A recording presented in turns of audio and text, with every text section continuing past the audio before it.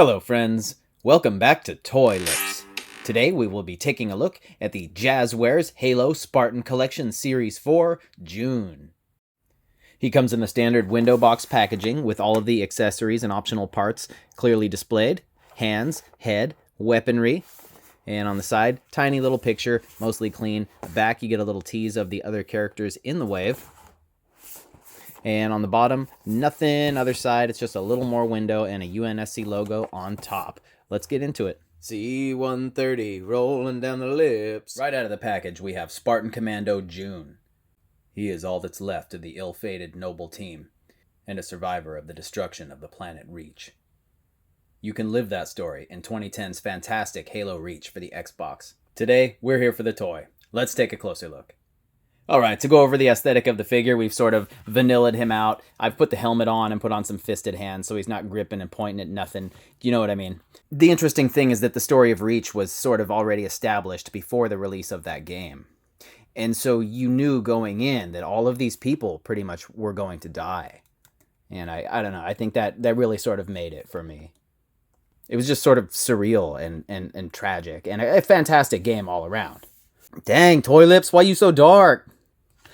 But so it's really cool to put together a noble team in toy form, and these are swell figures from Jazwares. Getting in closer here, you can see this really nicely sculpted helmet, and it's got the nice vac metal visor. All of these really cool details all over the thing. It looks textured the way they've used different shades of paint and dry brushing. A lot of cool paint detail on this. And he's got this sort of scarf deal draped over him for uniqueness, that more rugged commando look. Intricately detailed torso piece of the Mjolnir armor. Standard issue for the Spartans. He's got this pack on the back here, really nicely detailed, buckles and things. Maybe like one extra color of paint on the little buttons and things might set that off, but got these nice stripes on the shoulders here, and a detailed knife sheath. The knife comes inside the thing, so I've just left it there. You have visible pins, but on a heavy armor like this, it is a little more forgivable, you know. I'd like to see a nice pinless look everywhere I go. We come down to the hands, and they just are really nicely detailed. Sadly, you can see a little couple of scuff marks there already from the way this is shaped. It rubs there a little. So be careful of that. This little apparatus on the arm here is really nicely detailed and warrants a couple of extra colors. Same thing down on the forearm piece. And coming down here, we get a nice brown for this pouch along with the black. Contrasts nicely with the green, this sort of olive drab. Really nicely sculpted crotch piece here.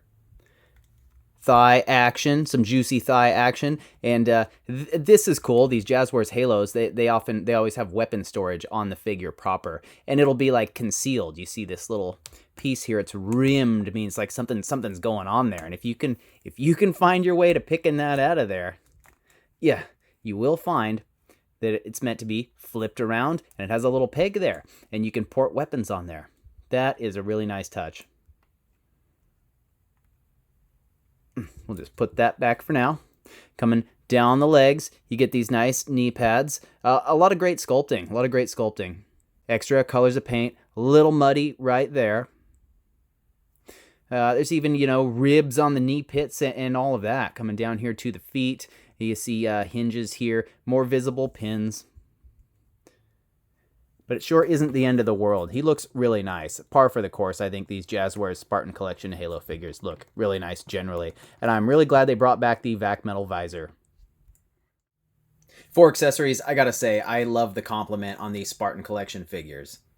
It's fairly standardized. It's nothing over the top. You're not going to get some super cool, like, deep cut, say. I mean, I don't know. Surprise me, guys. Surprise me. But you're not going to be disappointed either. All of the characters feature an array of different hands here from fists. All of them, of course, nicely sculpted and detailed to grabbing hands and trigger fingers. which were, notably absent from what, like Series 3 or something, maybe it was Series 2. They all come with a couple of weapons. He comes with the sniper rifle. He was the marksman. This thing is nicely detailed. There's a couple of coats or colors of paint too on top of the plastic, so that's pretty swell. Keeps trying to track his face. That's neat. Okay, now I noticed a little hole there too to port this somewhere. I haven't found the place if it's there, but you could on other figures.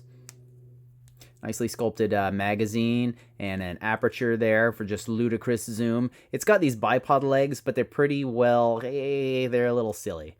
They don't work out that well just because they don't have a nice spread. What am I saying? Look at that. Look at that. That's great.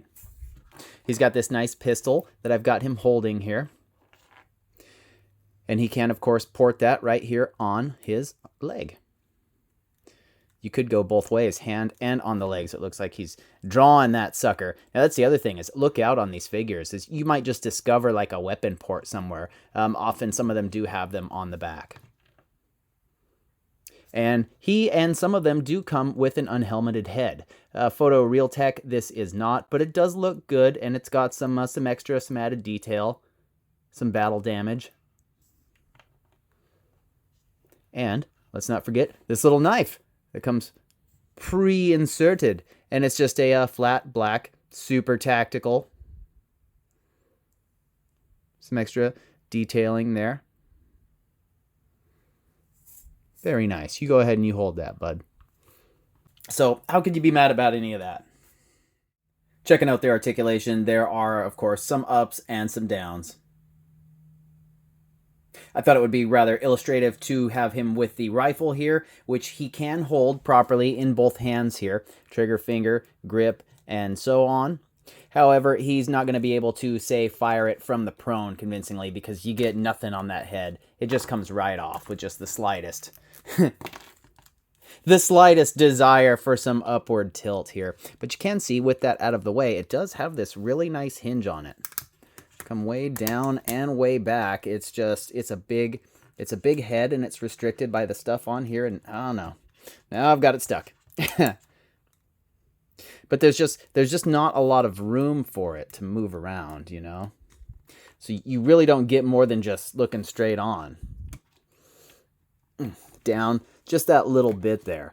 And there's like no tilt to speak of. Very, very stiff. It's a very big neck peg. Down here at the shoulders, there are no butterfly cuts, but it is kind of wide open, so it spins very free, unrestricted, the way they do these ball shoulders. The armor style lends itself really well to this, for them to be pretty well articulated and still looking good, you know. Double jointed elbows, again, visible pins, but they do bend quite a bit. You get really good range on that. And these joints, they're not too gummy. I mean, they're a little soft, but they articulate well. They really do. Wrists are hinged, and they just peg into the hand. Full rotation on that hog. Now this is where it gets really ugly. There is there's articulation worked into the torso, but like none of it works. It's just the most minor amount of tilt, just enough to scuff up the torso there. It doesn't crunch forward at all or back. Real, I mean, that's not anything, you know. And the waist is a separate piece too, but damned if that moves. Look at that, man. It's just frozen in there because it's like it's an oval or whatever. It's not going to move. So it is kind of curious that they keep putting out figures that have the exact same problem. Down here at the hips, they are on these nice ball joints, and they come out really far. It works as a sort of thigh cut as well. It will rotate on that a fair amount. Kicks forward, yay far. And back, you get a little bit. Double jointed knee, where this is a third piece, so that will crunch back sort of all the way. It's only a little soft. I swear, it's not a weird gummy deal. Nothing at the calf. You're not going to have a cut or a rotation there. But down at the ankle, you will come back this far, forward this far. Extra toe articulation, too. A little bit there. This ankle rocker, too, really gets crazy. Just lose it. Quick check of the height. Jazwares Spartan June stands about 7 1/8 of an inch tall. Compared to some other Spartan collection figures, here he is with his noble teammates, Emil and Kat. And you can see these figures just have fantastic detailing across the board. Here he is next to Master Chief, as well as the Yoroi armor. In the same 7-inch scale, here are a couple of NECA Toys Ninja Turtles, the Foot Soldier and Master Splinter from the cartoon. Here is June next to the recently reviewed McFarlane Toys DC Multiverse movie Batman and the Hasbro Marvel Legends Wong. Batman movie coming up, Doctor Strange movie after that, and there's a Halo TV series. For a standard 6-inch size comparison, here is the Marvel Legends Alien Baby and the Marvel Legends Morning Coffee, mostly Bucky Cap Deadpool. So at the end of the day, what do I think of this hog? He's got really great sculpting. That's just the standard for these Spartan collection figures. There is reuse here and there, but as they are using variations on similar armors and different iterations and upgrades of the same armor, very much forgivable, and often not even that noticeable. They are Spartans from different series, 1, 2, 4, 5, Yoroi, you know what I'm saying? Very happy with the detail on this thing. An upgrade to these unhelmeted heads would be great. But hey, they brought back the vac metal visors, and that is killer. Such a small thing, I think it really adds a lot. And there's a multitude of paint detailing. This one doesn't seem to go overboard with the dry brushing and washes and such. But there is some, and you will see that on a lot of these. I think that scarf could have used a black wash or something. It's in the articulation where these could use some work. The arms and the legs are great, but the head and that torso, what the hell's going on with the torso? You put all these cuts in there, then you put it together, and then it came out like that, and you were just like, send it! You know?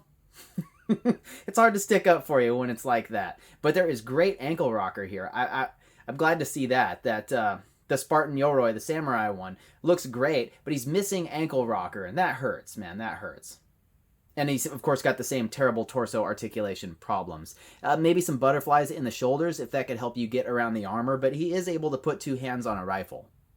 And the accessories, it is the standard complement, which in this line, the standard, it's very nice. It's very nice. I love that. I love putting these all in their little individual baggies and breathing a sigh of relief and so on. I am such an OCD weirdo. But I'm happy with this figure, definitely above average. And I tripped that my 5 scale just doesn't leave a lot of room for differences. What do they all get 4s, bro? What do they all get 4s? Well, you can't have a 5. His articulation the bulk of it sucks. No, not really. Articulate's fine. It's a torso. It's terrible. It's terrible. The likenesses could be better, but he's got some banger accessories and a nice sculpt. 4 out of 5. Play Halo Reach, man. Hell, I have that book. I read that book so many years ago. Who did that one? Was that like Eric Nyland? Maybe? I know. How? God forbid I walk in the other room and look. I have long been a Halo fan, and these really are pretty great figures. I think they get a little better all the time, or maybe they were pretty good at first and then they tried to dip a little and people complained and they brought it back to where it was in the beginning. It's almost like they haven't really... They're fine. It's fine. These are $20, man. These are $20. Those Legends are trying to be $30. They're trying to charge you $30 for like new Power Rangers and stuff. NECA wants $40 for a Ninja Turtle. Anyway, guys, if you made it this far, I am really appreciative. Check me out on the socials where I'm also Toy Lips. You will recognize me right away. Subscribe to this channel if you haven't already, and leave a like on this video. It really helps me out. I will see you guys next time. Keep fisting figures.